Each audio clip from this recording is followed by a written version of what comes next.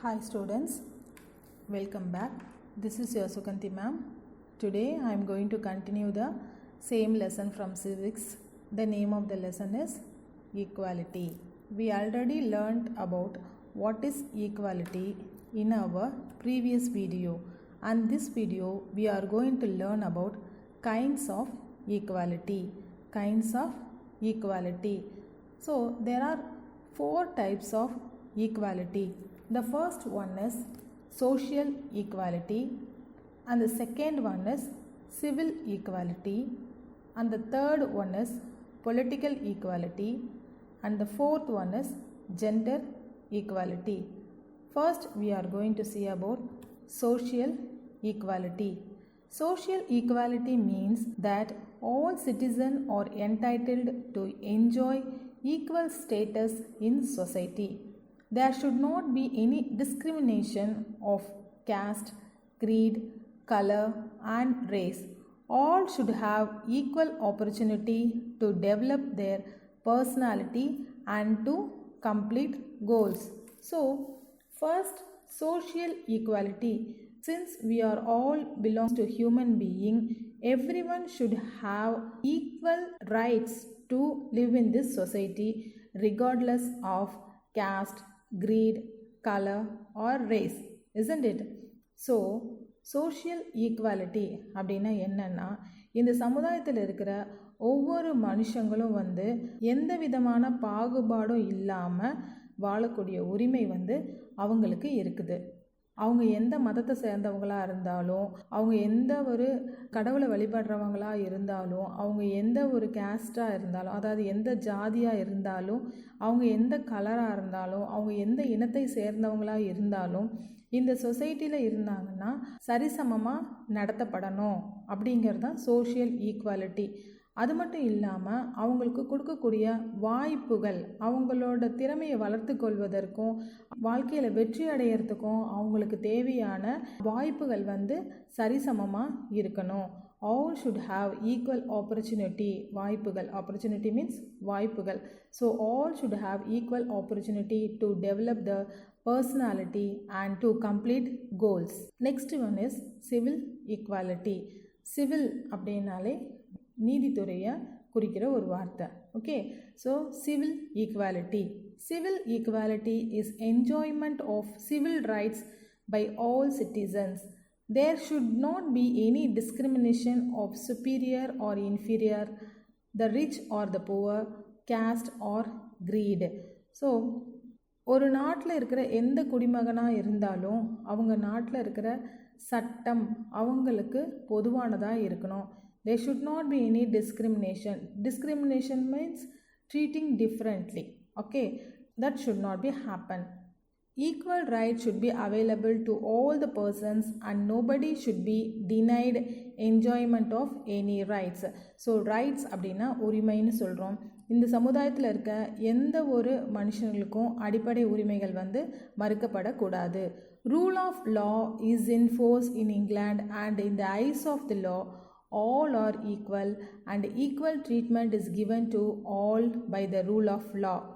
In India, the same rule of law is followed. In India, we are following the rule which is there in England.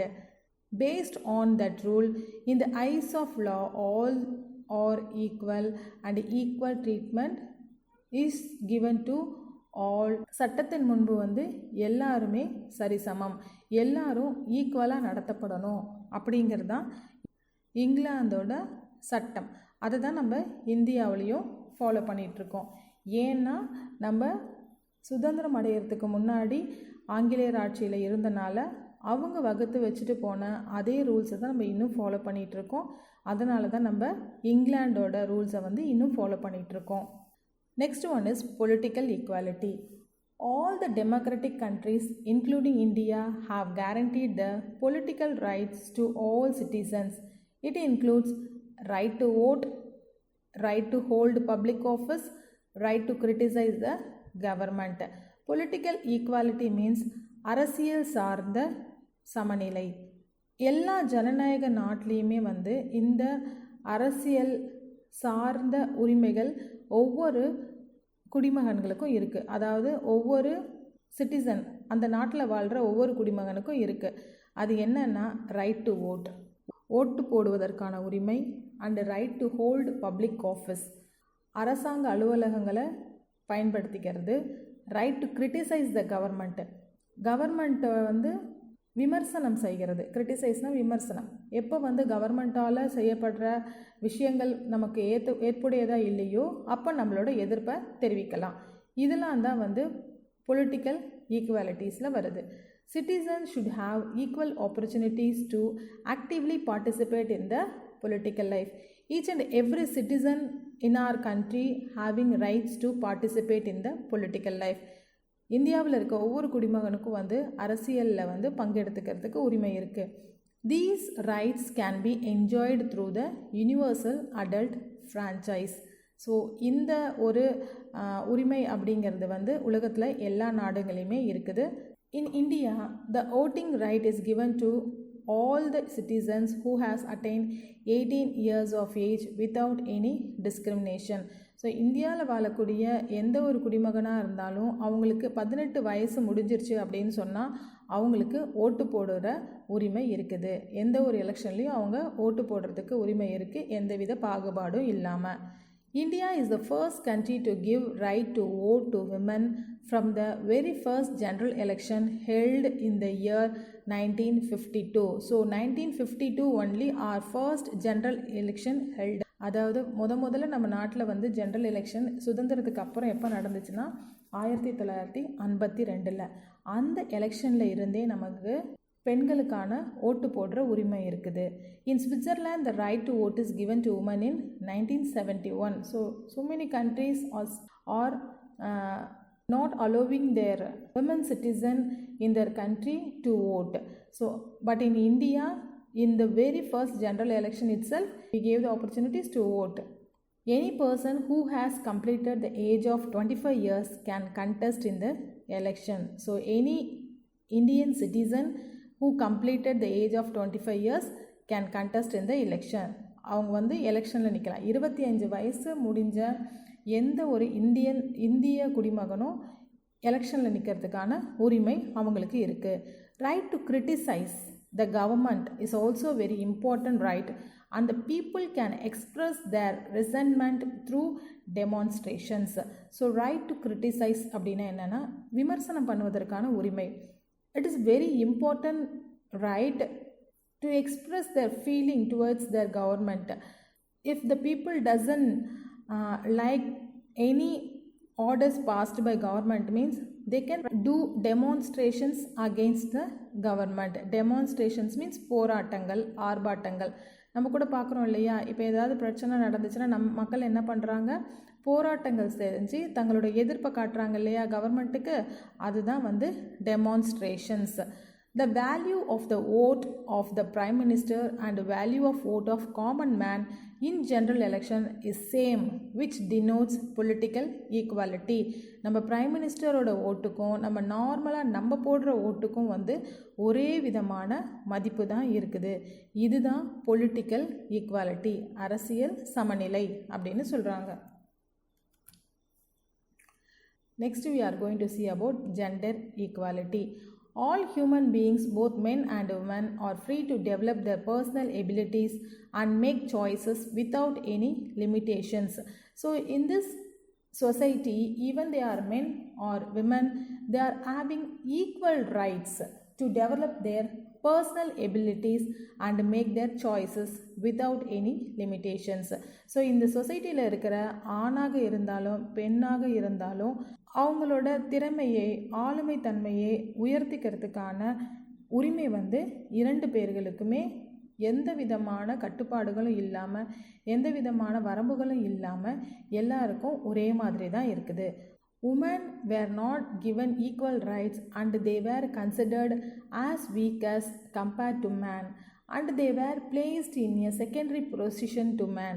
They should be treated equally. We all know that in the olden days in our country, the women are treated or considered as weak as compared to man, and they were placed in the secondary position, but they should be treated equally. நம்ம எல்லாருக்குமே தெரியும், man வந்துட்டு எப்போவுமே அதிக அதிகாரமுடையவனாகவும் விமன்றது வந்து ஒரு weaker ஜெண்டராகவும் consider பண்ணாங்க. ஆனால் அந்த மாதிரி இல்லாமல் ஆணாக இருந்தாலும் பெண்ணாக இருந்தாலும் ரெண்டு பேருமே வந்து சரிசமமாக நடத்தப்படணும் அப்படிங்கிறது தான் இந்த gender equality. It does not mean that women and men have to became the same, but that their rights, responsibilities and opportunities will not depend on whether they are born male or female. Male or female, their rights, responsibilities and opportunities should be equal.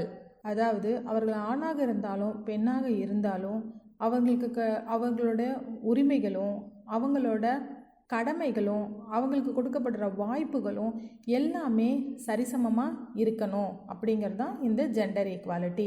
Gender equality is the equal right of both men and women to have access to opportunities and resources.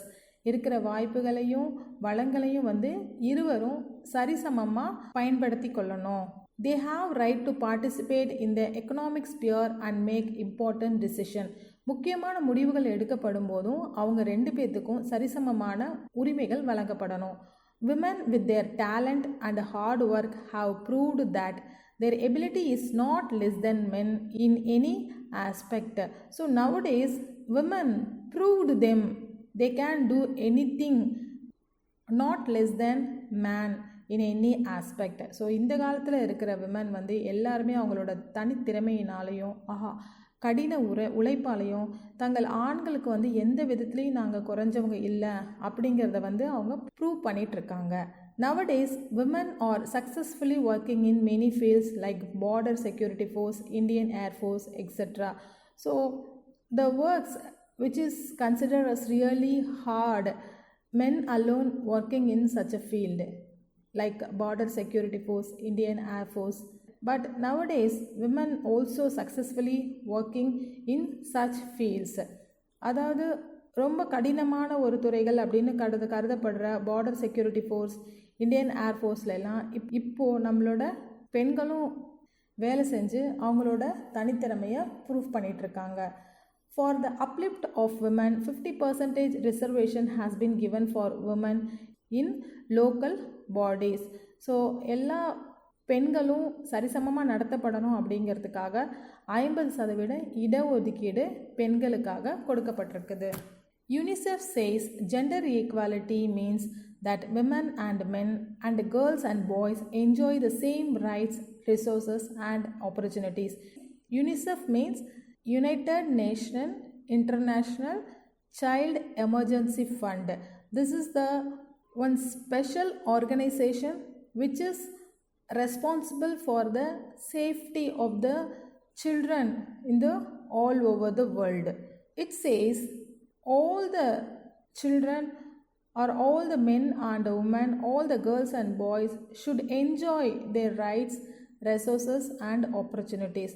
உலகத்தில் இருக்கிற எல்லா ஆண்களும் பெண்களும் சிறுவர்களும் சிறுமியர்களும் யாராக இருந்தாலும் அவங்களோட உரிமைகள், அவங்களுக்கு கிடைக்கக்கூடிய வளங்கள், அவங்களோட வாய்ப்புகள் எல்லாமே வந்து சரிசமமாக இருக்கணும் அப்படிங்கிறத யூனிசெஃப் வலியுறுத்திட்டு இருக்காங்க. It does not require that girls and boys or women and men be same or that they be treated exactly alike. As of 2017, gender equality is the fifth of 17th Sustainable Development Goals of the United Nations. So United நேஷனில் 2017 gender ஈக்குவாலிட்டியில் base பண்ணி எடுக்கப்பட்ட முடிவுகளில் மொத்தம் 17 முடிவுகள் எடுக்கப்பட்டது. அதில் இருக்கிற 5வது முடிவு என்ன அப்படின்னா, it does not require all the girls and boys or women and men be same or that they be treated exactly alike. ரெண்டு பேரும் வந்து ஒரே மாதிரி பார்க்கப்படணும், ஒரே மாதிரி நடத்தப்படணும் அப்படிங்கிறது தான் அந்த முடிவு. Efforts were made by many social activists. The noted champions of this cause were Raja Ramogan Roy, Ishwar Chandra Vidyasagar, Dayanand Saraswati, Mahadev Govind Ranade, Tarabai Shinde, Beham Rohia, Sahavat Hussain. They worked hard to get equal status to women. So, in olden days, when women are ill-treated, that time efforts were made by so many social activists. These people really work hard to improve the status of the women in the society. Since this lesson is very small, the worksheet is given in the last video. Thank you, children.